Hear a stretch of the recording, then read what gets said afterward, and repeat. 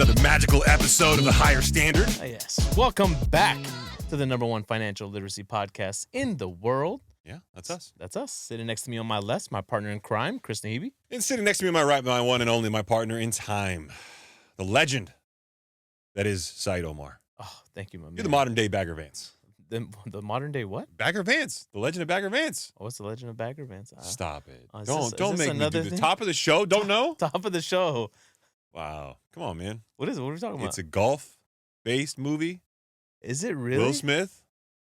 I don't know this. Will Smith? Oh, it's new?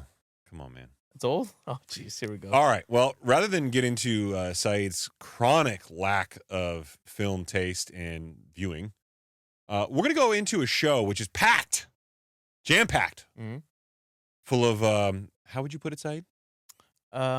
The moist, goody good stuff. Yeah, it's all there. It's all there. Yeah. But before we get into that, we need everyone. We're checking the analytics. We're seeing all the numbers. Oh, yeah. We're seeing a good portion of the people that are watching aren't subscribing. So please make sure you subscribe to the YouTube channel. Hit that like button. Ring that notification bell. Leave us an honest 5-star review if that's on Apple or Spotify. We actually have one that we should read right now. Oh, yeah, we got a review. Yeah. This from Esther2290.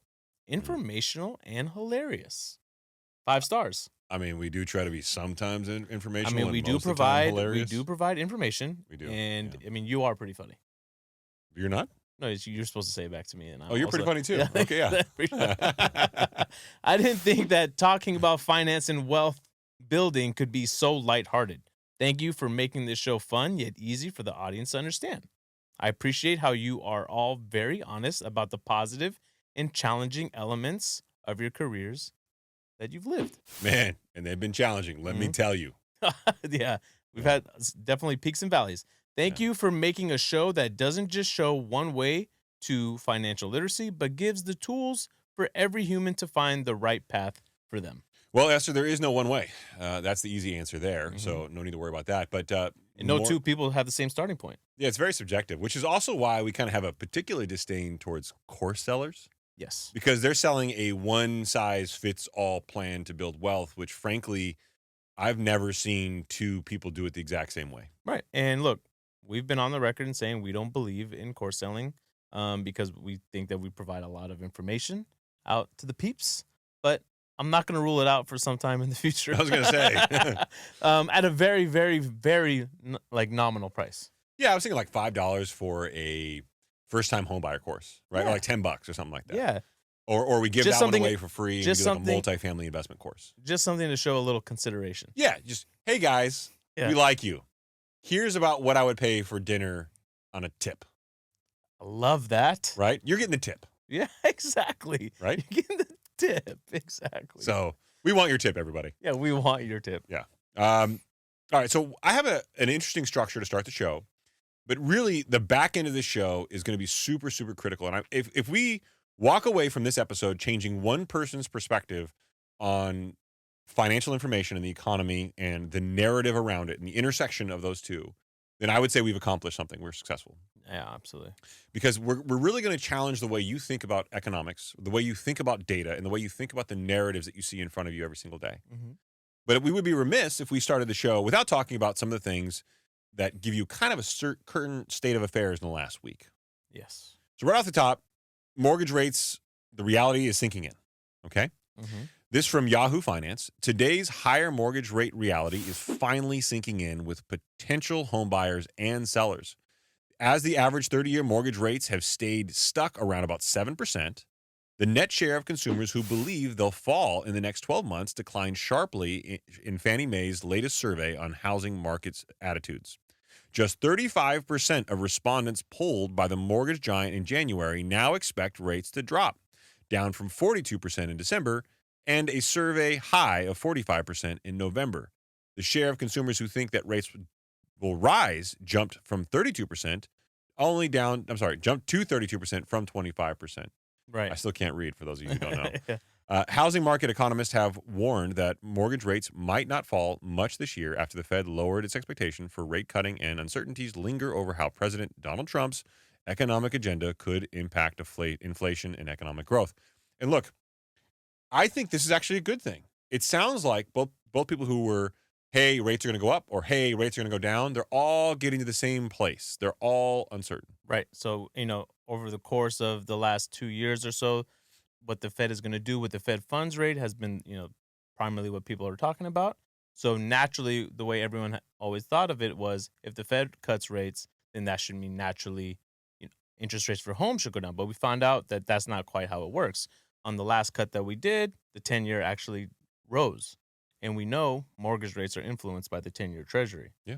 Right? So it sounds like people are starting to understand that, well, we can't just go off what the Fed says. Yeah, I think that's a huge part of it. I think they've been so over-stigmatized for a long time with some of these headlines. I mean, look at the headline in this article. The mortgage rate reality sinks in. This constant need to emotionally charge people to get them to read your content or view your content is going to be a big part of what we're going to talk about today. The next article is another great example of this. This is a headline from, again, this week. Bank of England cuts interest rates amid economic slowdown. People go, oh, my God, economic slowdown. Oh, my God. Right. I need to know about this. It's an economic slowdown. It sounds, Oh, that's kind of what the Fed is leaning on right now, right? And we're going to get into the jobs numbers here in a bit, right? But if all the data points for all, for what's going on in the economy, what's going on with GDP, what's going on with jobs, what's going on with inflation too, right? Mm-hmm. If everything is positive, then there's really no reason for the Fed to cut rates. And more importantly, there's no reason for you to read about people talking about the Fed cutting rates. There you go. It's a parasitic cycle, right? Sounds like someone's trying to control the narrative. Someone is trying to control the narrative. And the question is are you actively being engaged or are you subconsciously being engaged? That's a little foreshadowing the business, kids. There you go. We're going to tell you which one it is and why. So, and if you like books, this episode is going to have 5 really solid recommendations for you. We get that. We get those recommendations or requests a lot. What do you guys recommend us read? I'm delivering today, baby. Yeah. Coming in hot. Yeah. I mean, you could always read the transcript of the show. People, yeah, I feel like, you could. It's Sometimes putting it in your ear holes isn't enough. Yes. You need to put it in your eye sockets too. Put it in your eye socket. On February 6th, the Bank of England reduced its base interest rate from 4.75% down to 4.5%, aiming to stimulate the UK's slowing economy. This marks the first rate cut since November of 2024. The central bank also halved its 2025 growth forecast from 1.5% to just 0.75%, and warned that inflation could peak at 3.7% by autumn. Following the announcement, the FTSE 100 index, which is in London, reached a record high, closing at 8,727.28 points, a 1.1% increase. So a really sensational title for something that was kind of like, meh. Right. Exactly. Amid economic slowdown, but you also had your index, the FTSE, close at an all-time high. I mean, that's also true. But we know that some of the data points that came out this week, expectations for a rate cut at the next Fed meeting, which I believe is March 19th. I think so. They're going to stay put and not cut rates again. It's like 95% chance. Yeah, I don't think you'll see a rate cut then. Yeah. I'm pretty confident. They've been signaling higher for longer, right? Yeah, I mean, I will probably live the rest of my life. Anytime someone says higher for longer, I'm going to think Fed scenarios. Yeah. It's no longer, that's the only thing I'm going to equate that phrase to now. Mm-hmm. Right? Right. Sad but true. That and inflation there is transitory. Transitory, yeah. Anything that's transitory, like inflation. Like inflation? Yeah. Kind of. Back in 2020. Doesn't feel like it's going anywhere. I feel like it propped up a tent and it's just going to camp out here for a while. Even though the numbers have been coming down, just the fact that I feel like this is the longest stretch in my adult lifetime that I've been talking about inflation. Yeah, it probably is. Yeah. It probably is. I mean, not just because of the show, but in general. I mean, the show does help. It's on every headline. I mean, we do sit down and talk literally for hours once a week about inflation. Yeah. So, another sexy headline: U.S. imposes new tariffs, prompting global trade tensions, and everybody and their mother on social media was lighting up talking about this week. Okay, in a positive way or negative way? Well, both. Okay. Some people are big advocates. Some people are not so big a fan. And some people are saying, well, the American population doesn't understand tariffs. Right. And to paraphrase the reality here before I get into the article's content, we pay the tariffs. No different than when we talk about inflation numbers every month, right? Mm-hmm. We talk about CPI, PCE, right? Those are the ones that Fed base it off of. Another metric or data point that we talk about all the time is PPI, the Producer Price Index. Yep. Right? No different than that, right? If it costs more for wholesalers or for people to create it and make it and sell it off, then where do you think that cost? Who did that cost get passed down to? Ultimately, it gets passed down to the consumer. They're not going to have their profits go down, right? So if a country like China or Mexico, right, or Canada, there's tariffs that get put in place. Yep. Okay, in theory, you think they'll all kinds of extra tax revenue. No. But who's going to have to front that bill? We are. The That's American us. population. That's us. You, me, your parents, my friends, everybody around you, they're going to pay those tariffs. And the sick part is when the tariffs go away, they're not going to go, you know what? Let's drop our prices. Just like when your Netflix subscription goes up.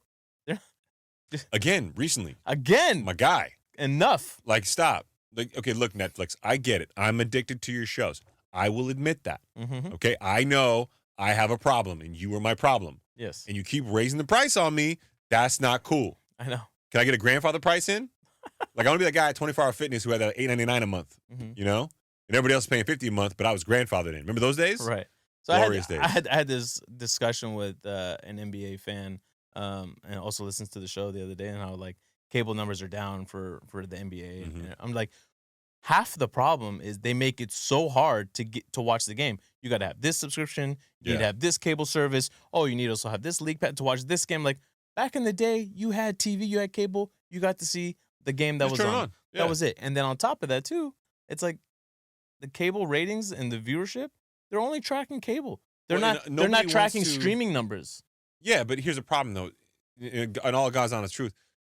The problem with sporting events, and I know it's going to rub some people the wrong way, you probably one of them. Be careful, bro. I don't mean to rub you anyway. Right. I just want to give you the God's honest truth. Okay. We have moved to a population that doesn't want to have to be in front of their TV at a certain time. I agree. They want to watch on-demand content. And the outside of sports, outside of maybe some rare events, everything you watch is when you want at your own convenience. Mm-hmm. Even the shows that try to release an episode on a specific day. I think of like the show that my family and I that we watch right now with the kids, the Beast Games, right? Mm-hmm. It drops every Thursday, but they drop it like in the morning. Yeah. So you can watch it at any point in the day that you want, right? 100%. And that's a lot of shows like on Apple TV will say they come out every Friday, but they really come out Thursday night. Mm-hmm. And they know so you can watch it at any point in time on Friday. Yes. And I may have watched it last night, but it doesn't matter. Doesn't matter. Yeah. I watched it when it came out. I appreciate it more. Yeah. So let's get back to the CNN article because I think a lot of the psychology we're talking about here is going to be really, really fascinating for most listeners. So on February 1, President Donald Trump announced new tariffs, 25% on imports from Mexico and Canada, 10% for energy products, and 10% on Chinese imports. Mm-hmm. These measures aim to address trade imbalances and national security concerns. In response, Canada and Mexico planned retaliatory tariffs, but negotiated a 1-month delay after discussions with the U.S. China retaliated with increasing tariffs on U.S. goods and initiated an antitrust investigation into Google, because that seems fair. These actions have heightened global trade tensions and raised concerns about potential economic slowdowns. Again, a lot of talk about a lot of things that have not happened yet. Mm-hmm. And on social media, it is all sorts of a debate right now. Right. All over the place. And I'm at this point in my life where I read these things, but I'm also very, very hesitant to believe them because I know from doing the show with you for so long, so much of what we look for on social media is based on confirmation bias of how you feel. 100%. And so much of what tries to get past the tactic that is used is fear. Yeah. Right? Fear is fear and sensationalism are probably the two. To offend somebody with sensationalism, right? To create fear in somebody with sensationalism, those are the two best ways to get people to go viral. 100, exactly. And with tariffs, the number one, the things that they're the talking points, and this is where the alarm should start to go off for you anytime you start to hear some of these things.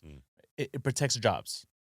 Okay. Oh, that's I want my job protected. You want your job protected? It does sound like a nice thing. Yeah, exactly. You know what else it does? It boosts the economy. Oh. We all want that. I want a stronger economy. Would you want a stronger economy? I mean, Like the Inflation Reduction Act? I want to reduce inflation. Yeah, that sounds amazing, That right? sounds amazing. Right. And you know what it encourages, Chris? Mm. It encourages fair trade. Things need to be fair. Are we using first names now, Said?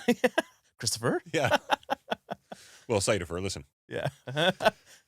U.S. job growth in January slowed, and everyone's going, "Oh my God!" That title doesn't need to be sexy or sensational because everybody's interested in job growth slowing, right? Yeah. So they sell you there. But the topic, the actual headline, by the way, U.S. Employers added 143,000 jobs in solid but unspectacular January hiring. Jobless rate fell to 4%. Big bold letters. Mhm. Here it is in the Associated Press. I mean, it looks like, oh my God, I should know this. Mhm. Like everybody's gonna be talking about this, right? And then you read the article. U.S. labor market added 143,000 jobs in January, a decrease from previous months, while the unemployment rate fell to 4.0%. Wage growth was modest at 0.5% from December, with inflationary pressures partially offset by productivity gains. Mhm. Key sectors contributing to job gains include healthcare, retail, and government, while mining experienced job losses. Mining, really? Yeah. These developments occurred amid economic uncertainties linked to trade policies and potential impacts on inflation and job creation. Nothing in there was sensational. Exactly. That headline said a lot of scary stuff. Mm-hmm. And then you get to that and you're like, meh. Yeah. So the expectations for the jobs number were that we were going to add 170,000 jobs. Yeah. It came in at 143,000. So But you're talking nationwide, man. yeah, nationwide, exactly. And then I believe there was a revision to December and November where they increased it 100,000. But we've had this discussion on and on and on where I don't know whether you can trust these numbers because a year from now they could revise it back down 800,000 jobs, right? So it's like, how much can you really rely on these figures? You know, in the report it also said wage growth was up 4.1%, right? So there's technically saying, you know, people are getting paid more, and you're like, I mean, that is a cause for potentially more inflation down the road, right? So 100%. You'll find that there's a correlation. I don't go down this path too hard, but Trump's been very critical of the Fed. If anything, he should be sending Jerome Powell gift baskets and candy saying, thank you for getting me elected. yeah. I mean, he did all the things. Little muffins. Yeah, that man got you elected, brother. He did. Yeah, so I'm just saying. Played a big role, yeah. So I want to pivot here to a moment that I don't really talk about what I do for a living very frequently in the show, and I'm not going to really do that. But what I will say is I did go to a Raymond James conference. And who's Raymond? Raymond James is they have an investment bank. They do a number of different things. They're a pretty significant player in a powerhouse on Wall Street. On Wall Street, there you go. Yeah, they provide economic data. They help with financial solutions. They do investment banking. They do everything. They give you insight into companies and where they believe things are going and so on and so forth. Yeah, and I have a tremendous respect for them and their team. I've worked alongside them for decades, even before my current career. And I very rarely have attended an event where an economist spoke, and I was like, "Damn, I like this guy." But this guy, like, damn, I like this guy. He should be my co-host, or well, he did take a couple of aggressive shots across the bow at Mark Zandy, our boy. Shout out to you, Zandy. Yeah, because Zandy had called for real estate values to go down. So of course, I'm dipping my head into my side of my shirt, going like, "Hey, look at me, right?" Yeah. you don't listen to podcasts, do you, Mr. Thornburg? Yeah. Dr. Thornburg, I should say. Doctor, yeah. So he gave a presentation that I thought was so powerful that I'm going to give you some of the psychologically interesting tidbits from what he presented. His presentation was far better than I could ever articulate, so I'm not even attempting to do that here today. Okay. But Dr. Christopher Thornburg, PhD, covered a presentation called The Economic Outlook of the U.S. and California, Narratives versus Reality. But what was really fascinating was he laid out the psychology behind people's reactions. And I'm going to skip over what he got into from an economics perspective because you've heard us talk about all these things on the show for a number of years now. You know that there is an overvaluation bubble somewhere in this economy, whether that's homes, whether that's the stock market. That's just a certainty, right? 100%. And especially in the stock market, the tech-heavy stock market, right? Yeah. I mean, we look no further than DeepSeek. Comes out, next thing you know, look at that, the market cap adjustment to NVIDIA right away. You're like, wait a minute, are we in a bubble? right? I avoided the entire DeepSeek thing. I spent no time reading about DeepSeek that entire week just because I didn't want to do it. If anything, I thought it taught a valuable lesson though, Mhm. that you shouldn't put all your eggs in one basket in something like technology, Yeah. right? At least that's my mindset, right? Because you never know what could happen overnight. Something could pop up and the whole game changes. Yeah, true. Well, so I'm going to read to you a little bit of an introduction, which we typically don't do from a read structured format. But I think for this particular episode, the sometimes you got to rely on these authors that are going to articulate it better than us. So in today's world, money moves faster than ever, and so does information. You've got peer-to-peer sharing, you've got all these things. Oh, by the way, you would love Mr. Thornburg because he hates cryptocurrency. Oh, gang, Thinks gang. it's all about narrative and completely a fallacy. So you're like samesies? He referred to cryptocurrency as a Ponzi scheme on Yeah. a number of occasions. So yeah, Uh, he's friends with our boy Warren. Yeah, he is friends with your boy Warren, and he did cite Warren Buffett in his I part know. of his Yeah, presentation. I'm sure he did. Yeah. Yeah, he did. So in today's world, money moves faster than ever, and so does information. But are we really making better decisions? Markets swing wildly, political divisions deepen, and economic uncertainty keeps growing. What if the problem isn't just inflation or interest rates, but how we as a society think, and more importantly, how we've changed how we think?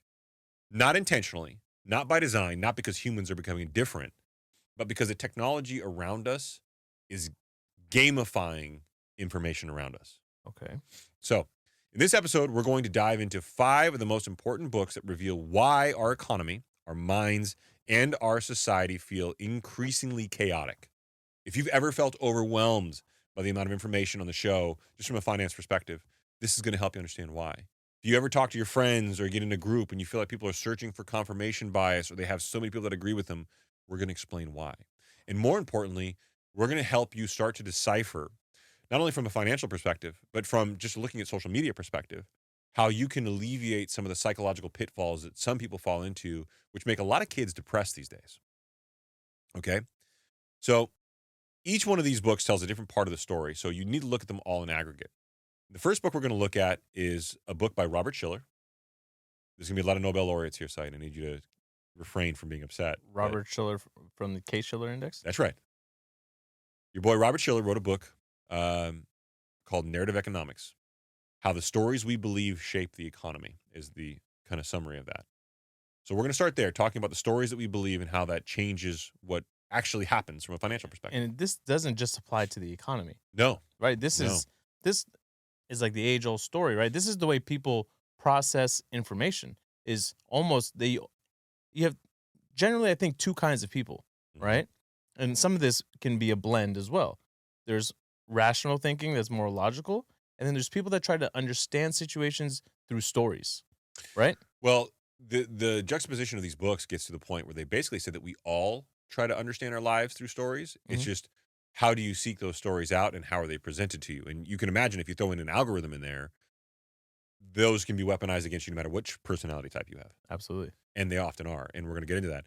The second book, Thinking Fast and Slow by Daniel Kahneman, why we're so prone to making bad financial and political decisions. So again, we're talking about how these narratives change the story and the economy. Mhm. Then we're going to talk about why we're so prone to making bad decisions, both financially and politically. Mhm. Then the next book we're going to talk about is The Righteous Mind by John Haidt, spelled Haidt,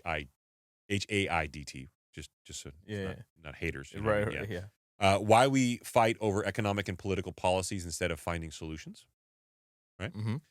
The fourth book is going to be The Chaos Machine by Max Fisher. You want to stay to the end on this one. This one is a very powerful book. It talks about how social media is breaking our ability to think clearly and rationally intentionally. They are doing this to get us to be more ingratiated in their ecosystem, Yes. knowing the psychological impacts to us as people. Mhm. It's no different than fast food companies making those French fries hyper addictive and also incredibly fattening, Yeah. right? Mhm. It's about their profits, not about your health. It's exactly. And lastly, we're going to end with a book called The Anxious Generation, again by John Haidt, how a generation raised on smartphones is struggling with anxiety and economic insecurities. And I think that was a really interesting way to end the show because we're going to talk about these things to a lot of people who are listening to the show. Our main demographic is probably in around the age of 18 to 44. But I would say anybody who's below the age of, call it 25, has grown up with nothing but this in their life their entire time. Mm-hmm. So it is having a pronounced impact on the mental well-being of our kids. Mm-hmm. And we're going to talk about it. And you'd be surprised how many people listen to this show from an economics perspective are going to go, "Oh my God, that's me." Yeah, I know. I remember back in the day when we used to go to the gym and be at the gym for like 6 hours, right? Playing Yeah. ball, lifting, and then you're just hanging out there after. And then you would just throw your phone in your bag and you come to it at the end of the day. Yeah, there was no media on it. It And was a text message or a phone there was call. always a competition of, before we check out how many texts you think you got, Yeah. how many texts you think I got. And I'd go and it'd be like 1 or 2 texts all the time. That used to be a lot back in the day. Yeah, exactly. One person messaged me. All right. Yeah. Yeah. But So- now I can't imagine, like, if you didn't get those Instagram notifications, you didn't get the likes on that post you made. It's a real problem for these kids. It's a real problem. So let's start off with narrative economics from Robert Shiller. How stories go viral and drive major economic events. Never did I think I'd see a Nobel laureate talking about stories going viral causing financial events. I mean, it makes sense. But we saw it not too long ago with the contagion period. Yeah. Well, and he cites that particularly well. The contagion period was this knee-jerk psychological response where we wound up having like I want to call it just over a $1 trillion impact to the economy, but we added like $5 trillion of stimulus into it or something, or maybe it's billions, but whatever. Into it, we 5 times added what the economy ultimately lost. Mm-hmm. So of course people were flush with cash, and when people flush with cash they buy stuff. Yeah. And what happens when a lot of people buy stuff? Inflation. Yeah, absolutely, yeah. And it's not rocket science. Exactly. But we did these things because we were so afraid. Mm-hmm. Fear. Yep.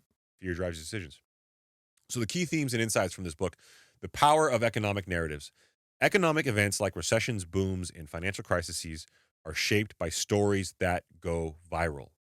The second somebody of high profile status says we are in a recession and that's picked up and it goes viral, the American population will believe we are in a recession, whether we are actually in one or not. Honestly, this happens, I think, on every scale. Mhm. So, like, given what we do in our show, right? I'm plugged into a lot of the other financial literacy shows, and it's on my feed, right? Yeah. I like to see what everyone's talking about.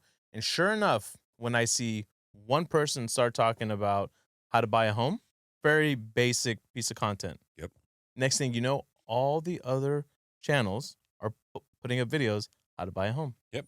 It's like they all have them on standby waiting. So like you said, if one notable person comes out and says we're in a recession, game over. For the record, I apparently am not notable enough. Just food for thought. Not yet. Not yet. These narratives influence consumer behavior, investor sentiment, and policy decisions. A great example, again, going back to the recession scenario. If somebody you believe and trust says we're in a recession, and you adamantly believe that, what are you going to do? You're not going to spend as much. You're going to be more thoughtful about your money. You're going to be more concerned. You're going to have all this extra anxiety Mhm. because this person that you believe and respect and trust has told you that we are entering a financially bad time. Mhm. Compounding this further, viral narratives in history have been very pronounced. Schiller analyzes major financial events through the lens of popular narratives, such as the Great Depression and the belief in excessive speculation, the Bitcoin boom driven by a distrust of central banks, and inflation fears shaping public expectations and policy, Mhm. the last of which we're clearly living through right now. He also goes into memes and contagion in economics. Economic ideas spread like viruses, some catching on and some shaping behavior, while others fade away. But social media and mass communication accelerate the spread of these financial narratives by using things like memes, which are supposed to be jokes or funny, but that split snapshot with no information, Mhm. no context, can be overwhelmingly powerful, even though they might seem silly at face value. Yeah, absolutely. And you gotta ask yourself, there's so much money, right, behind some of these, big media, right? That who would it benefit if they actually had a program and they came out and said, I think that we're actually in a recession right now and that just hasn't been declared yet. So you should all stop spending your money. Yeah. It would not help anybody that helps them pay for ads on the show. Yeah. I can't see a world where that would ever exist. 100% right. And then you look at the data and you say, is it that bad? I mean, if you look at the data, not really. Mm-hmm. Does it look like there's an asset bubble? Yeah, there does. Right, but it's to Schiller's point and to your point, right? These stories that shape our values and our belief systems, right? I think I saw a meme the other day, right, about this. It said, I think it would only take one generation where if we were required to send our kids to school, okay, at an early age, let's call it 6 months, Mhm. right?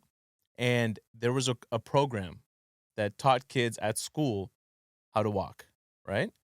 And one generation later, I bet you a majority of people would think, in order for my kid to walk, I have to send him to school.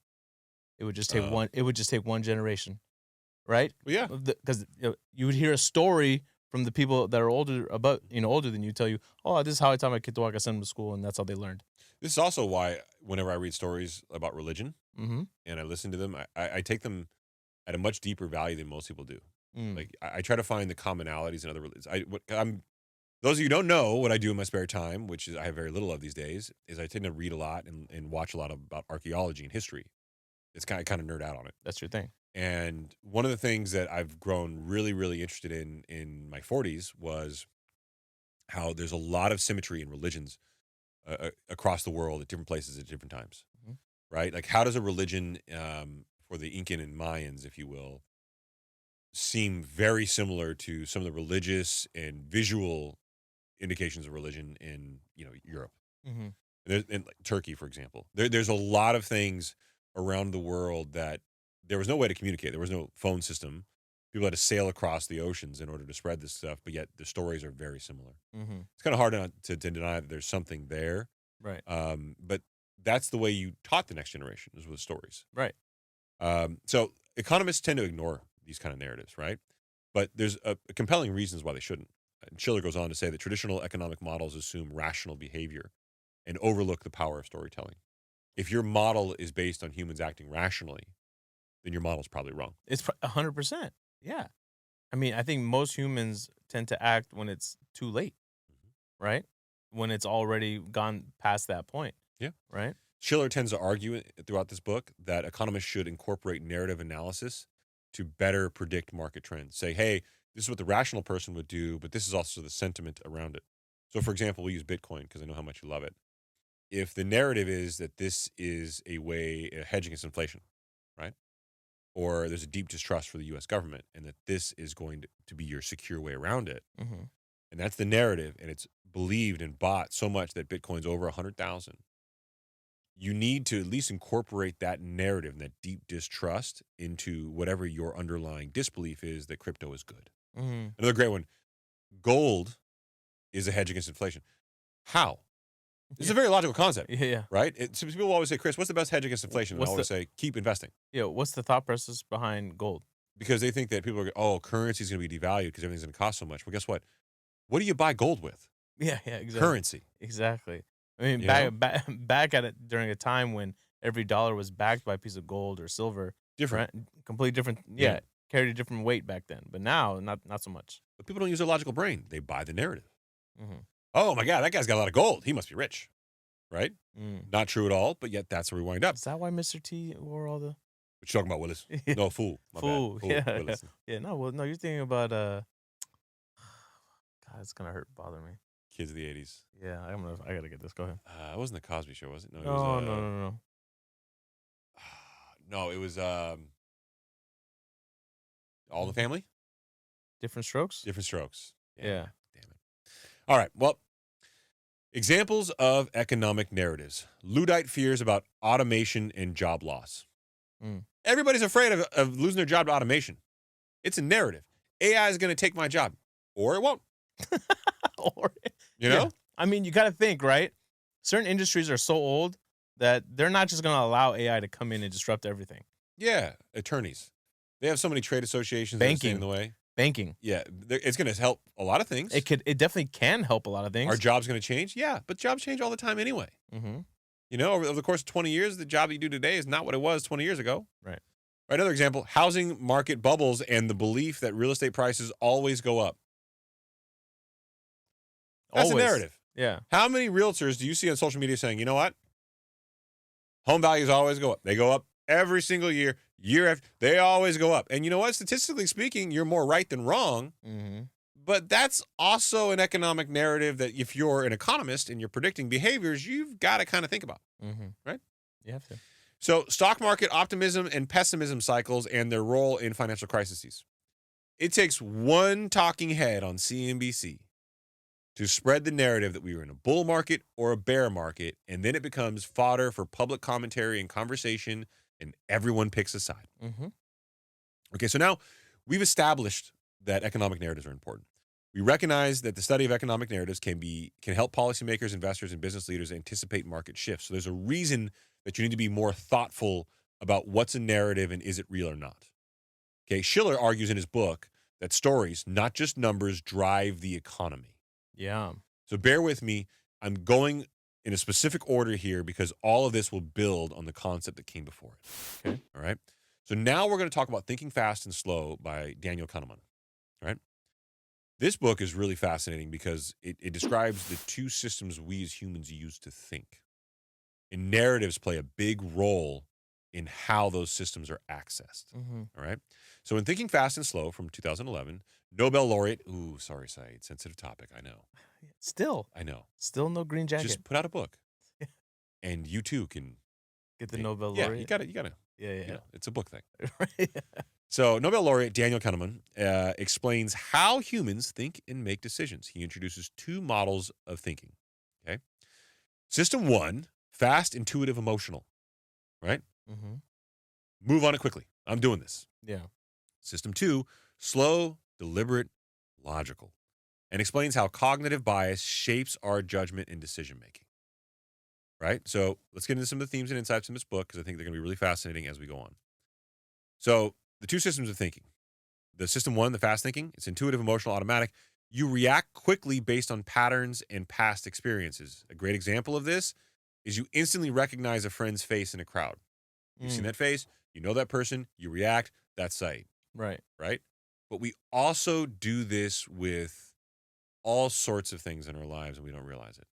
Because we seek out confirmation bias. And when we seek out confirmation bias, we're not doing it with our logical, slow thought process brain most of the time. Right. We're doing it with our, I know that statement, I feel like that statement, that's the statement that I know, I agree with it. Yeah, there you go, exactly. Or you see something from the outside looking in, immediately as a human you try to understand it. Right. And how do you understand it? Based on, past experiences or things that other stories that have been told to you. Yeah. And it's a compelling thing. We don't think about these things that we do every single day, but we're doing this in every single moment of every single day and we don't realize it. And the algorithms on social media are weaponizing this thought process against us. They don't want you to go to system 2. System 2 is slower thinking. Logical, analytical, and effortful, right? So it requires this concentration and reasoning. And we as humans, we're getting more and more distracted. So concentration is not a status that we're constantly in, at least not without the help of medication, apparently, for some people, right? So an example is solving a complex math problem. How often do we, outside of the work capacity where, we're supposed to be doing work, do we sit down and voluntarily engage system 2 to learn and concentrate on something? Right. Rarely as an adult, right? Cognitive biases in heuristics. I can't say the word. It's very complex SAT vocabulary that one of your laureate people would say. Humans are not fully rational decision makers. What? Stop it. That is not true. Come on. I am. I feel like you're not. I'm not. No rational person would have that much arm hair, buddy. So we rely on shortcuts, heuristics, yeah, that can lead to errors. Okay. So if we as humans like to take shortcuts whenever we think about things logically and it leads to errors, you would think we'd slow down.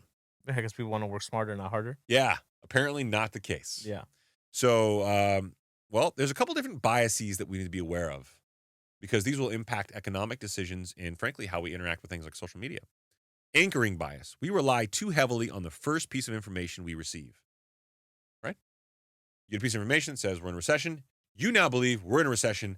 No one's going to convince you. You've anchored your bias to that article. Yeah, how many people know that one person that, like, when they get a piece of information, they just run with it versus hearing both sides of the story? Yeah.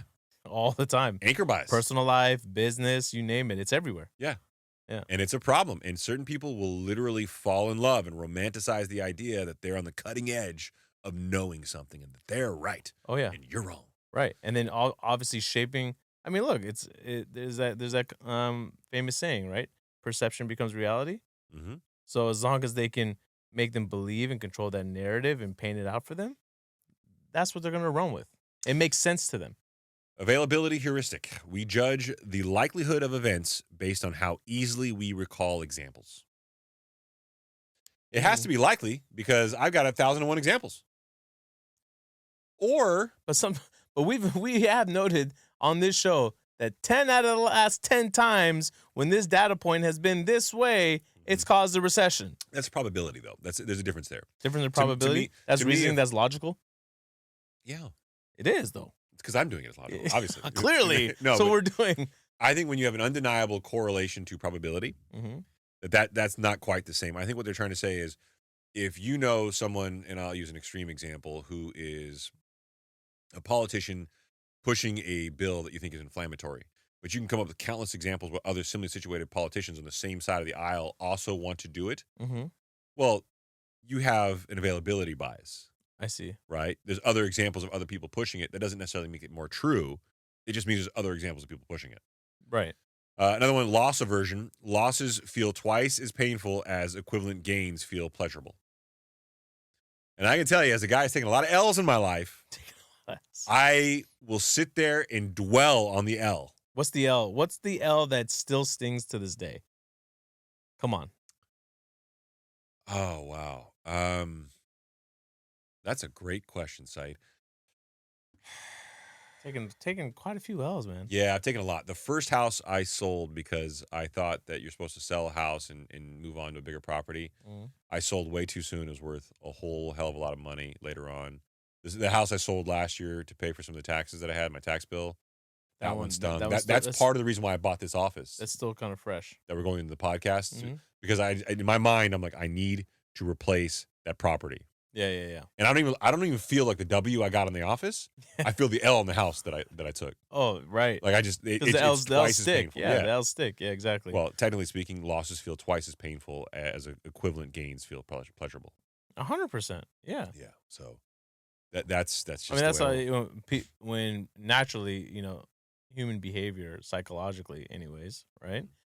Like people can recall all the bad stuff that happened to them, but can quickly forget all the things that they should feel blessed for. Yeah, that's just human nature. And it's part of how we access these cognitive biases and how we access one or two types of thought processes. Is that why you think a lot of people believe in gratitude journals? I think it's part of the element of why they work is so that you can remove a little bit of the fast thinking, intuitive, emotional, automatic response and move it into what I would call the slower thinking, logical, analytical process. So you're not knee-jerk reacting to emotion.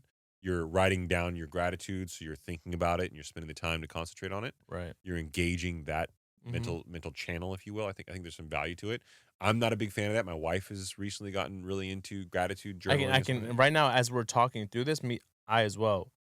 I've never practiced, the art of a gratitude journal. Yeah. But I can now, talking through this, I can see, wow, there's probably some good benefit there. What I do like to do, though, is like every birthday, is just sit back and reflect.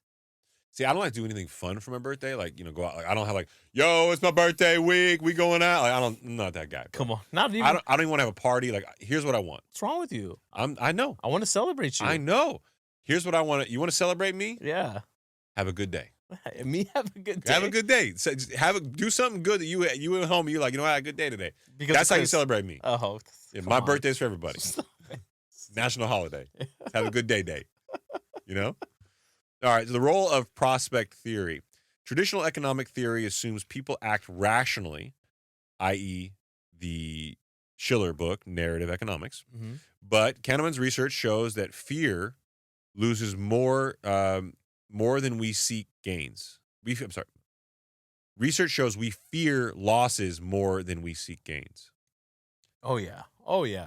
How many people are complacent? Right? So, but if we know that people fear losses more than they seek gains, then we know the best way to tap into that emotional response is to visually, audibly threaten them with potential losses to get things to go viral. Because it's much, much more going to register with people. I see what you're saying. Yeah. So understanding that human psychology means that things are going to be typically framed to you, the viewer, the listener, the audience, as potential losses, not as potential gains. Oh, wow. This is why everything's so stigmatized on social media.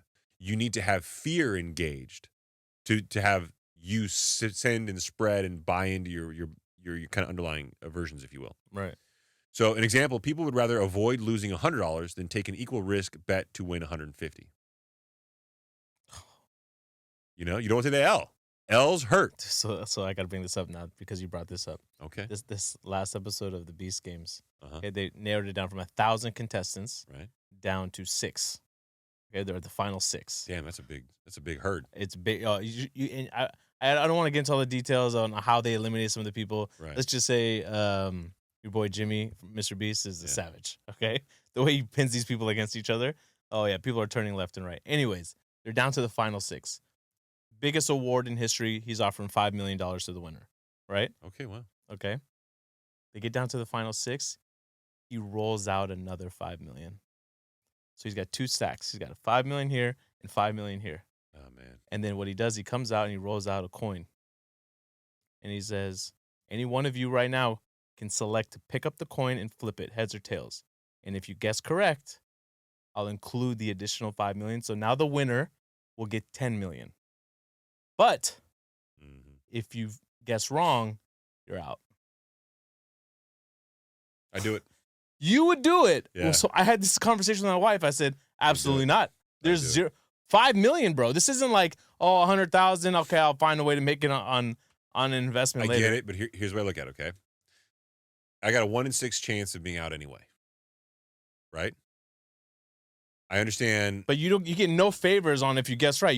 Now you and everybody else have a shot at 10 million as opposed to 5. What were the statistical odds of you making it down to 6? Yeah, but now you can't do that though. You're playing a very risky game. The whole point of the game is risky, right? So the way I look at it is if I can get everybody else to flip as well, then I'm going to eliminate more competition. No, but everyone else is saying, I don't feel it. I'm not going to do it. No one else going to do it? No one else did it. But guess what? One person stepped up. And he ended it, and he flipped it, and then they cut it.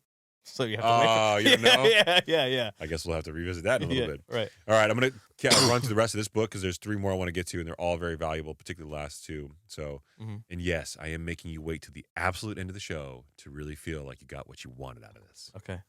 Yeah. All because right. we are masters of media. Yeah, we are. You should be afraid, triggering that fear response that you're not going to hear the end. Right. The mere fact that this is now like 2 shows in a row perfectly clean. Perfectly clean. Well, the last one was we had some minor slips. slip-ups. Yeah, there was some blips, and I didn't bleep them out because I was like, you know what, our audience can register the fact that we're trying to learn. We're trying, and honestly, like I said, it's PG-13 from the 90s. So no one's ever said this next one to me: overconfidence and the illusion of understanding. No one's ever called me overconfident or providing the illusion of understanding. People often believe they understand why things happen, even when the outcomes are due to randomness. Oh, I knew it was going to happen. Did you? Mm-hmm. Huh? Right. Bob, did you really know that? Yeah. Bobby? Come on, Bobby. Yeah, I knew. I was 100%. I knew. I knew it was going to wind up this way. Yeah. You did. Did you? Did you bet? No. But I knew. Right. Did you? It's my favorite thing. I always tell my wife at home, too. Something comes across the ticker. I was like, I told you that was going to happen. Yeah. We never talked about it one time. Yeah. Another type of bias. You ready for it? Hindsight bias makes us believe past events were predictable. Dude, you should have known that was going to happen. Yeah, you saw where the Bear Stearns was trading. How'd you not know? I mean, by the time this show airs, we'll know who the Super Bowl champions are. How'd you not know the Chiefs were going to win? I didn't know the Chiefs were in it. Yeah. I mean, you had to. Taylor, bro. Taylor's too big to not know. I didn't know. I have there's a whole theory on if they win, he's going to propose right after the game. I don't care. Neither do I. Yeah, I do not care. I think that I won't even be tuning in. I'm not going to watch Super Bowl this year. Yeah. Yeah, my wife and I have decided, by my wife and I mean me, decided we're not going to watch it this year. You're boycotting Kendrick. That's what you're doing. Oh, yeah, that's right. So I heard a theory that the reason why Drake sued Kendrick was so he could not play Not Like Us at the Super Bowl. I mean, I think there's way more than that, but that's got to be more. I mean, there's real money at play here. Yeah, no, I get it. If he knows what Universal, right? Universal Music Group. UME, yeah. Yeah. If he knows the practices that they run because it's helped benefit him, then I mean, we're talking about it's got to be like $500 million, right? I don't even want to go there. The planning fallacy and decision-making errors. We underestimate time, costs, and risks involved in projects. Example, construction projects almost always take longer and cost more than planned. And the guy who's building out a studio, yeah, Always. a lot longer and a lot more expensive. Stupid. Yeah. Well, why did you let me do that? Unless you got them under contract for they offered a certain bid, you can hold them to that bid. Yeah, you've done it before. I You're have. a terrible human being. What do you mean? Hold on. That's the bid, bro. I would have never done it. I would have never done it if it was more than that bid. You don't need to convince me with your hindsight bias. Okay? So, I understand. I shouldn't have to take a hit because you didn't bid out the project correctly. Guy lost his job because of you. No, he didn't. I found out he's still employed. Okay. So not the same company? I did find out. Yes. Okay. Yeah. All right. I recently found that out too. That seems very convenient for the narrative that we're talking about. Spinning that narrative, boy. So why all this matters, understanding bias helps us make better financial, business, and personal decisions. Recognizing the flows in intuition can help us rely on system 2 thinking when needed. Hey, am I reacting emotionally here? Should I not be reacting emotionally? Should I be thinking about this critically and slowing down? I know you have a really good practice when it comes to this. I do. Right? I feel like it, right? You tend to let it settle in before reacting emotionally. I'm a Cancer. Mm-hmm. I don't buy any of this nonsense, but if you go by the astrological sign, I'm supposed to be carrying an emotional. And my wife very much believes in it. Case study for why this shit doesn't exist. Yeah. Carrying an emotional? Stop it. I still am a very emotional person. Like I have the desire to want to cry in moments. I just what? It's true. I have the want and desire. I just don't do it. I know that in certain moments I should be crying, but I can turn it off. No, this is what you do. Oh man, this is bad. What's wrong with that? This is bad. I know that I should be calling and checking on my friend right now, but 100% agree. Honestly, I'm just not gonna do it. I'm not that guy, right? Like I understand what a normal person in my situation would do. My brother's not talking to me right now, in large part because I'm not that guy. And oh God. Yeah, but you don't but you also know, like, let me just fix the situation. But fixing the situation is me changing who I am to, make you for feel the greater better. good. No, for yeah, what greater good. For you two to come back together. Bro, God forbid if something were to happen tomorrow. Let me ask you a question. When people tell you who they are, why do other people not want to believe them? What do you mean? No, when someone tells you who they are with actions and behavior, believe them. Stop making excuses for people. Trigger that type 2 brain that's going to be cognitive and logical. If someone does not understand your perspective. I think that there are some people out there that are worth, I guess, explaining yourself to and trying to reach a different level of understanding. If they don't want to know that, nothing you explain to them is going to change anything. A lot of humans just want what they want from you. Or they're very stubborn. Yeah. Myself included.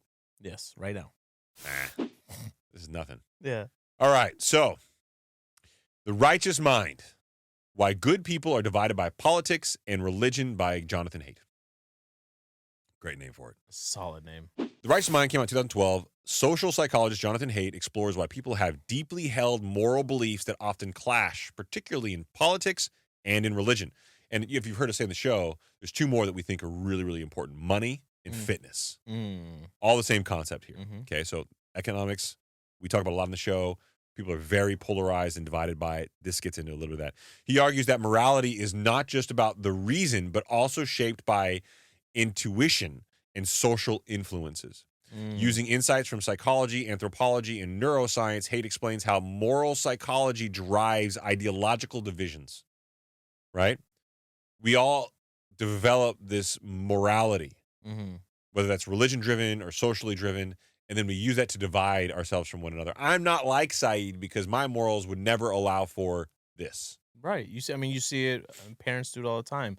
They want their kids to be friends with these kids because maybe they feel as though the morals of those parents align with theirs. So springboarding, true, yes, and springboarding off of the type 1 and type 2 thought processes we talked about earlier, there are two systems of moral judgment equally as separated. Like Kahneman's thinking in Fast and Slow, Haidt describes two modes of moral reasoning. Intuition, fast thinking, gut feelings drive moral beliefs. But that type 2, slower thought process, we justify our beliefs after the fact. So here's a question for you. Obviously, there's no one way that's the right way. But if you were to have a preference, Mhm. what do you think? About what? Which one is better? Well, the book, if you were to read the book, basically says that people feel first and then rationalize their beliefs later on. Okay. You have a knee-jerk emotional reaction to something, and then you rationalize it later on. I don't think there's anything wrong with that. I think we as humans 'Cause some people have have great intuition. well, intuition, feelings are a tool for us to use. If you feel a certain type of way in a moment, it is for a reason. But if you react in that moment based purely on those feelings, you're probably wrong. Yeah, you're dancing with the devil. Yeah, or you might not be wrong in how you're responding, but what you're doing is you're strategically at a disadvantage because you revealed your emotional hand. Absolutely. So what I find myself doing is I have my knee-jerk reaction is often an expletive-filled rage, Mm-hmm. but my rational brain will usually stop, think, wait, and then I will be strategic later on over the course of days. I used to hate unresolved conflict, and my emotions would drive me. Yes. And I think that's part of that's just growing up, and part of that's just the industry that I'm in and the business that I'm in, where it's really at the top, it's very political. Mm-hmm. But in my older age, it's my emotions will drive a response initially, and then I'll get over it, and then I'm going to be strategic as hell about how I change Mm-hmm. or pivot for that matter. Right. So, the moral foundations theory. Hate identifies 6 moral foundations that shape different ideological worldviews: care and harm, protecting the vulnerable, fairness and cheating, justice and reciprocity, right? Loyal and betrayal, group solidarity, right? You're loyal, you're not. Authority and subservience, or subversion, I should say. Respect for hierarchy. Mm. President said this, had to be true. Mm-hmm. Sanctity and degradation, reverence for purity and tradition. Oh, that's so immoral and impure. Mm-hmm. Liberty and oppression, resistance to tyranny, right? Oh, that guy's a dictator. I don't like him, There you go. right? Why liberals and conservatives think differently. Liberals emphasize care, fairness, and liberty, while conservatives value all 6 foundations but emphasize loyalty, authority, and sanctity more than liberals do. This explains why political debates often feel like different moral languages clashing. Yeah, it's true. They're using different parts of their brains Mm-hmm. to fight over the same concept. And you're never going to get that quick emotional response to jive with that cognitive response that somebody else is taking an approach with. And if there's ever usually what I've noticed, especially in my adulthood, right, is and if there's ever a change in power, right, there's almost as if there's an overcorrection the other way, right? And the pendulum swings so far this way, Yep. and then it's got to come back this way, and now it's got to swing back all the way the other way, and it's just like, whoa. This is it's starting to feel like it's too much. Well, and certainly the next part of the book I think is really important to me. I mean, I don't get me wrong, I like the politics and stuff, but I'm not huge into them. I just want to understand the human behavior behind it. The hive switch and groupishness. Humans evolve not just as individuals, but also as tribal, group-oriented creatures. People from moral tribes, they form moral tribes and feel a deep sense of belonging when fighting for a cause.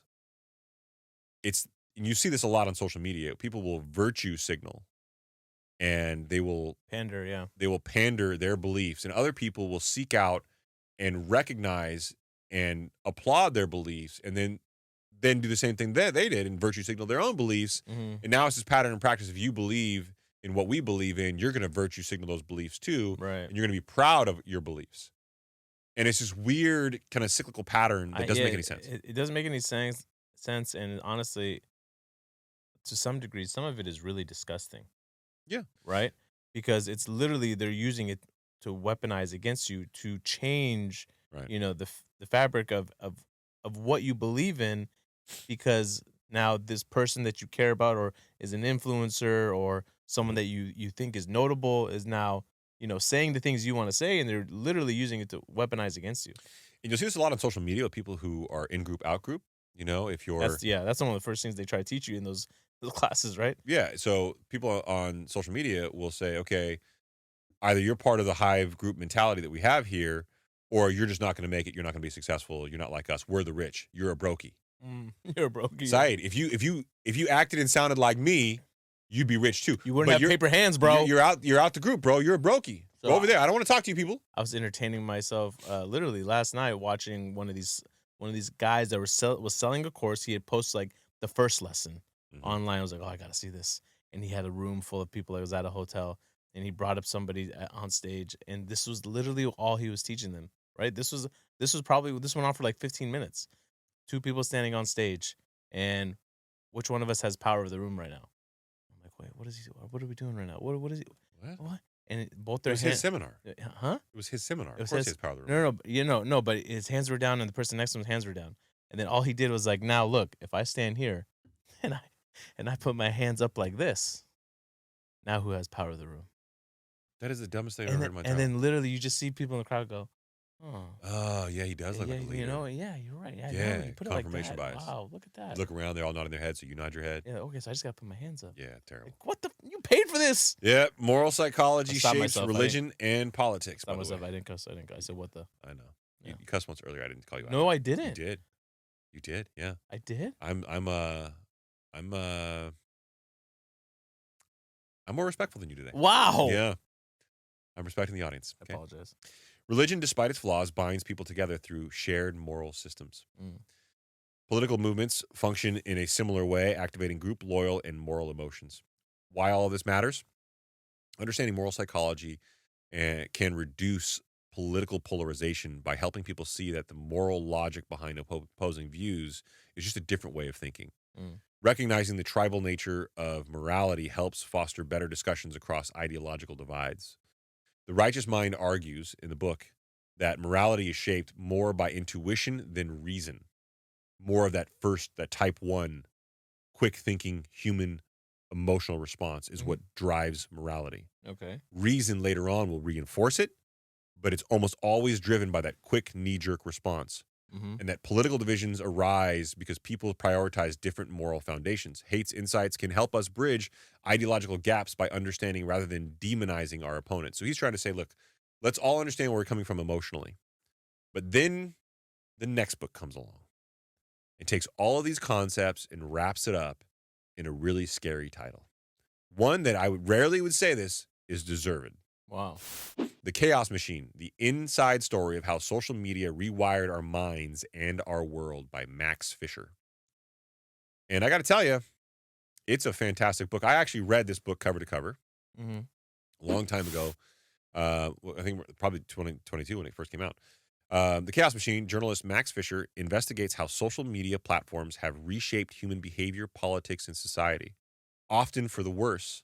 He argues that tech companies, especially Facebook, YouTube, and Twitter, prioritize engagement over ethics, leading to the spread of misinformation, polarization, and radicalization. Through in-depth research and in-depth research and insider accounts, Fisher explores and exposes hidden algorithms driving online extremism and their real-world consequences. So what social media has done is it finds the dopamine. So platforms exploit dopamine-driven feedback loops, likes, shares, comments to keep users engaged. That's why those are there. Mm-hmm. They're all trying to trigger dopamine. You think you really need to be in the app to upload your video and you upload it and keep it open? No, that's just a way of keeping you in the app. Right. Do you think they need to hit you with all those alerts all the time? Do you No. think they need to share on the screen how many times this has been shared?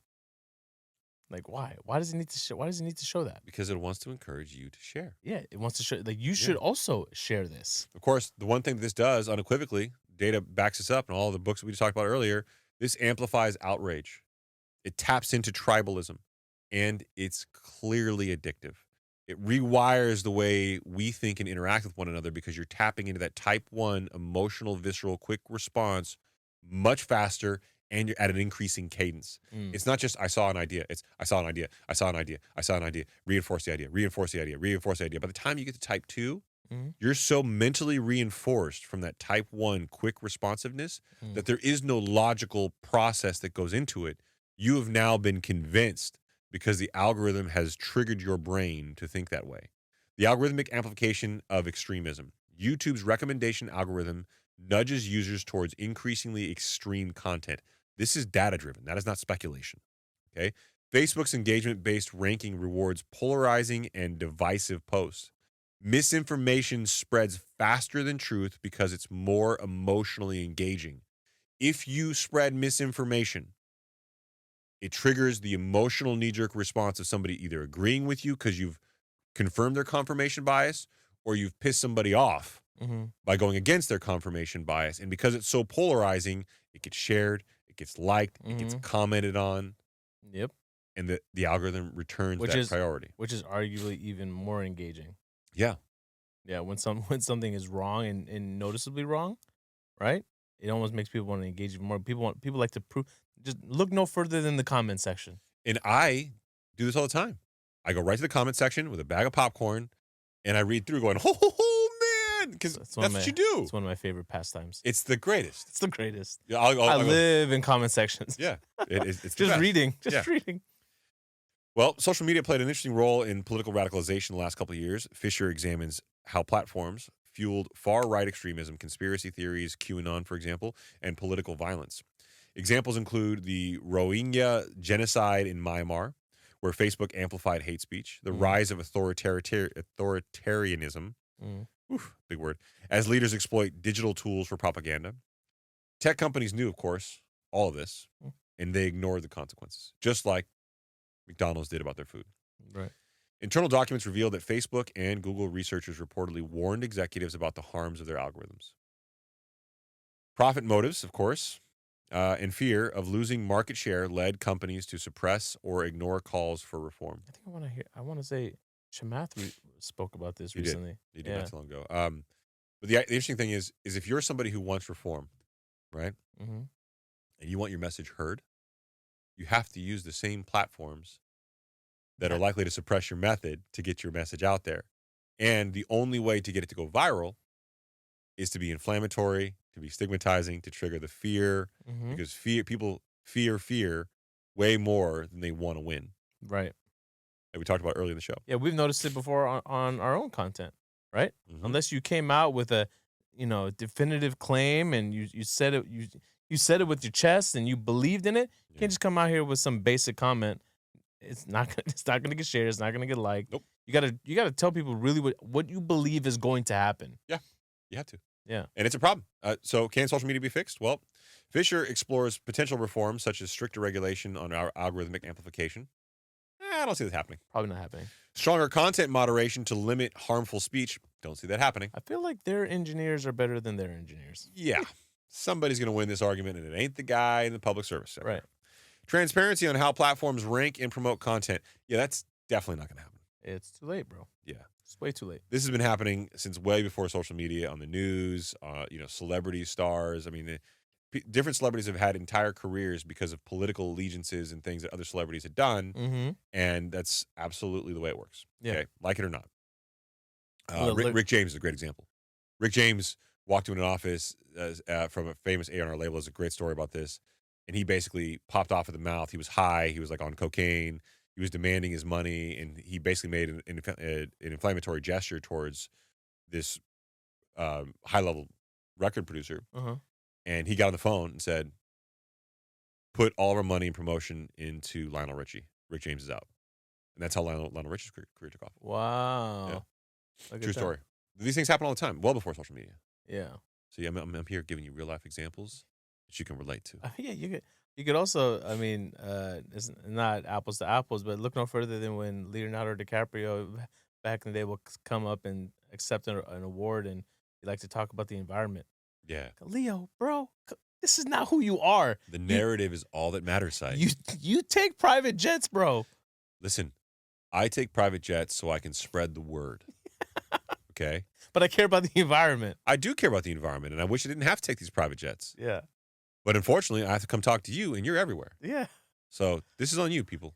Leo, pick a better cause, bro. You don't care. Yeah, you don't care. Yeah. Why it matters. The Chaos Machine shows how social media doesn't just reflect society, it actively is shaping it currently, including the economic information that we get on the show and we talk about all the time.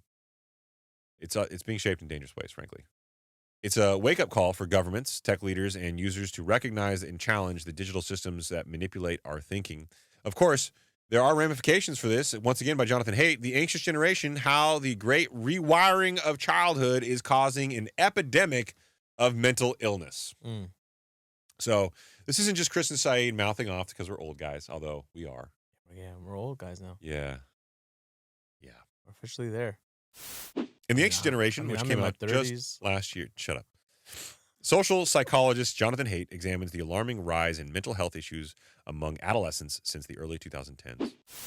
He attributes this trend to two primary factors: the discipline of play-based The childhood. decline. Sorry. You said the discipline. Did you just correct me? Sorry. I mean, it That's was an important. You said he attributes it to two key factors. the decline of play-based childhood. Said was correct. The discipline. Disrespectful. And the rise of smartphone-centric lifestyles. Haidt argues that these shifts have fundamentally rewired childhood, leading to increased rates of anxiety, depression, and other mental health challenges. I mean, I don't even remember at what age I learned what anxiety was. Now you got kids in grade school talking about it. Yeah. Literally saying, I think I have anxiety. That's why I was so against my kids watching the second I think it was Inside Out. Is that the popular movie where right? I was like, I know that one of the characters I had heard one of the characters was anxiety. Yep. Right? And I'm like, I don't even want to introduce this to them. I don't want them to even like okay, it's okay to be nervous. Just talk to me. We can always talk about our feelings. I don't want to implement like you have anxiety. This is anxiety. It's a real thing, man. And I've heard a lot of younger people, more so now than ever, talk about these things and say that they're talking to therapists and stuff. And on one hand, I'm like, okay, it's good. They're It open could to be very healthy, yeah. On the other hand, I'm like, man, like, what do you have to be anxious about, though? Yeah, I remember growing up for me. I mean, I didn't know the difference between a therapist and a psychologist, right? Yeah. And you think to yourself, okay, this is very healthy from people that I do know that have talked very positively about therapy. Is they say it's better to start it before you need it. Yeah.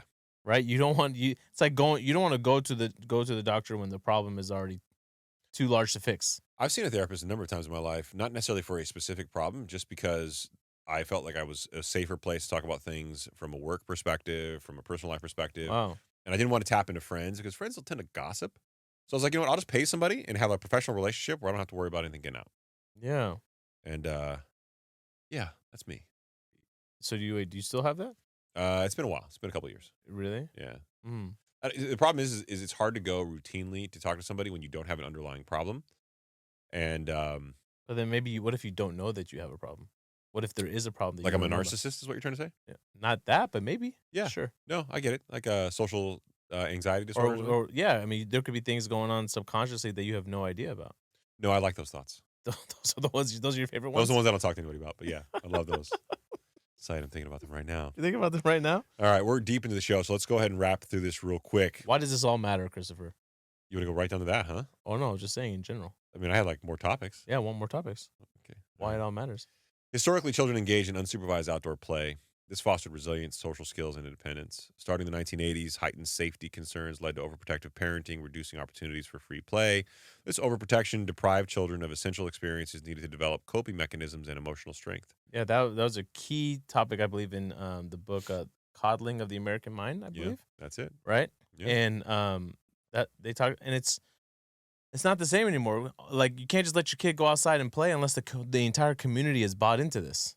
Right. Yep. There's a rise of phone-based childhood experiences. Starting in 2010, a surge of smartphones and social media use among adolescents increased screen time, replaced face-to-face interactions, and leading to social isolation for a lot of people. Mm-hmm. Exposure to curated online personas and cyberbullying contributed to negative self-perception and heightened anxiety. Keep in mind, this could be done 24/7, not just when a kid was at school in front of his friends. Mm-hmm. There was a mental health crisis which developed from this. Data indicates that similar and significant uptick in adolescent mental health issues, including higher rates of depression and anxiety, including substances and instances of self-harm and suicide. Wow. So lots of uses of chemicals there, not to mention self-damage. The trends are observed across various developed countries, suggesting the widespread phenomenon is not located to where we are as Americans. It's located all over the world where phones are. There's 4 foundational harms of social media: social deprivation, reducing in-person interactions and hindering development of essential social skills; sleep deprivation, late night screen use disrupts sleep patterns, affecting mental health and physical health; attention fragmentation, constant notification and multitasking impair concentration and cognitive development, basically forcing you into the type 1 perspective, not allowing you to get into the type 2 perspective. Do you do that? Do you when you get in bed at night? Are you still on your phone? I will use my phone occasionally, not every night. I will only read news. I will not scroll social media. So I feel like reading still has some values. I have all the. I mean, how much downtime do you have to read the things that you want to read and right? I mean, It's rare, man. Yeah, It's very so rare. you have to pick your poison almost. Most nights I'm just so exhausted that I'm just going straight to sleep. Mm-hmm. My wife will stay up and scroll. Yeah, That's her thing. we go through cycles where literally I'll have to charge it. It's inside the drawer, the charger. So you charge it, put it inside the drawer, and boom, it's done. Yeah. Addiction is also part of the problem with social media. Compelling nature of social media leads to habitual use, displacing healthier activities. There's lots of proposed solutions here, but basically encouraging free play, delaying smartphone use, and in collective action, urging parents, schools, and tech companies and governments to do all the right things, which we know they're not going to do. Mm-hmm. So while this matters, of course, Hates analysis underscores unintended consequences of technological advancements and societal changes on youth development. Basically saying that what we're feeling now and what we're dealing with now from a news cycle perspective in this divisive change in the country is likely to get worse as the mental health issues from the next generation continue to add to this problem because they've grown up with nothing else. So let's tie this all together. The big idea. What is the big idea? I don't know. I just put it all here. I don't know. Yeah. The economy isn't just about data and numbers, okay? It's about how people feel and what they believe. The narratives are so important, and the stories they tell themselves. Each of these books show how our financial and political decisions are deeply shaped by psychology, misinformation, and technology. Okay? Hugely, hugely important for you to think about. The stories that drive the economy, according to Schiller's narrative economics. Economic cycles are fueled by viral narratives, housing bubbles, stock market crashes, inflation fears. We don't act based on pure logic. We act based on beliefs and emotion, which spread like memes. The flaws of our decision-making, according to Kahneman, think fast and slow. Humans are wired to make quick emotional decisions, even in complex financial matters. We all fall for the biases, the overconfidence, and irrational fears, even when the data says otherwise. Right. Don't just rely on the headlines that are coming across your screen. Read the narratives, read the stories, make a sound decision yourself, because what you'll come to find out is, and something that we all know subconsciously, is these things, these stories that shape people's values and beliefs will ultimately influence everyone's behaviors. Yep. So why are we so divided over money and politics? Well, liberals and conservatives, frankly, they think differently. Different parts of their brain. This leads to clashing views on capitalism, taxation, government spending, and so on and so forth. We don't listen to each other because we see the world morally, not rationally. There's a consistent theme here that we don't use our rational brains, that type 2 deeper logical brains. We tap into that type 1 much, much faster and much, much more frequently. So how social media worsens the problem, according to Fisher and the Chaos Machine. Algorithms prioritize outrage, making economic debates more polarized and emotional, thus triggering that type 1 all over again. And it's this parasitical loop. False narratives about the economy spread faster than facts, leading to panic and bad financial decisions. Of course, how this affects the next generation, well, you already know. People are growing up glued to the screens, missing out on key development skills. They feel more anxious about the economy, less financially literate, and more pessimistic about the future, which is why we're here. So are you actively monitoring how much screen time Carter's getting? He's been getting more lately. I mean, are you monitoring it, or he's just like, we see that, he's still behaving the same way. We're not seeing any major changes. He does like games on his iPad, and we've recently introduced him to stuff that's non-virtual world, so he can't play with other people. He can just play on the games. Like there's a Hot Wheels game, stuff like that. He does his homework from Kumon, math and reading, on the tablet. And he was one of the first kids in the state to do it that way. Oh, wow. I didn't know they offered that. That he's, I think, one of the first to do it. And they're demoing it with him in the, I don't know, their words, not mine. Yeah. But so he has an Apple Pencil, and he does his work on the tablet, which has got some interesting benefits from an AI grading perspective. But, he has to be, I don't want to deprive him of being ingratiated into what's current technology for society. But at the same time, do I want him outside playing at the park still? Yeah. To date, he still wants to go outside and play with his friends. He'll do that, the game thing, when that's not an option. Right. Yeah. We tend to, so we give extend the leash a little bit further. If we start to say, okay, behavior's been really good lately. Okay, we can watch TV up until this time, right? At the end of the night, after dinner or whatnot. But then if we start to see that, hey, like, it's becoming a little bit more difficult to put you down at night, and it's you're not listening that well, or we're starting to see other things like ripple effects, then we we scale it back. And it's never like a punishment thing where we tell them like, oh, you're acting this way, I have to take this away. It's more like, listen, buddy, like, how do you feel about what just transpired? How do you feel about the way this just happened? And they'll say, "Oh, not good." I'm like, "Well, this is only because we had too much screen time." And they go, and when I talk to them like that, Mm-hmm. they process it and are welcoming of a change. Mm. Yeah, it Well, it's a deep show. was a great one. Yeah, I don't know. Those are some good books. There are some good books. They all really tie well together. A couple of them I haven't read, so I'm gonna definitely have to. I'm really interested in this stuff. So I do have a closing remark that I wrote down earlier. I got some takeaways if you want some big highlights before we call it a wrap. Please do. If we understand how stories drive financial decisions, we can make better ones. If we recognize our cognitive biases, we can avoid bad investments and economic fears. Mhm. If we see past political tribalism, we can have smarter economic policies. If we control social media's influence, we can take back rational decision making.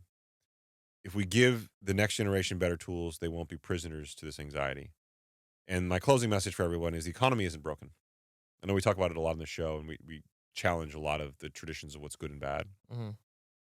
Our way of thinking about the economy is what's broken. We're hooked into this ecosystem that's politicized, that's inflammatory, it's being driven by algorithms, sensationalism. Once you understand these hidden forces, you gain a huge advantage if you can stay tapped into your type 2 brain and think logically and rationally in moments. It'll be all the difference in the world in how you earn money, how you manage your money, how you respond to the news, Mhm. and how you invest. Yeah, way more pragmatic. Yeah, absolutely. That's a show, baby. That's a great show. Is it? Yeah. A little bit of a swerve. We're going to get back to normal financial news in the next week or so, but No, but there's this some is topics good. I wanted This to is cover. good though because this kind of goes into what I was saying not too long ago. Is like episodes like this should help you, reframe your mindset towards everything. Okay, Oh, the mindset word. yeah, but it's like okay, I always wanted to have the discussions about it, never make money, never make a profit off of it. Yeah. I think it's important. I think it's important to hear stuff like this and be like, okay, how much of the decisions that I make are influenced based on, my past behaviors Mhm. or things that have been gamified on my phone or, Yeah. And how much of it is truly me deciding to make this decision because it's the best decision for me and my family. And that's a question you have to ask yourself pretty regularly at a cadence to where, I mean, so much of around us is giving us information at all times. You have to stop and be cognitive of that. Mm-hmm. But yeah, no, I'm happy with the fact that we talked about it. I'm happy with how it was structured. I think me having the sniffles and being sick probably didn't help my energy levels. I was sick as a dog yesterday, man. Oh man, you're fine. You're fine. But be like Esther. Go and leave us an honest 5-star review. The only type of review that is honest is a 5-star review. Yeah. I mean, we got a lot of them, bro. Yeah, a lot of different platforms. Yeah, a lot of different platforms. You can leave them on Spotify.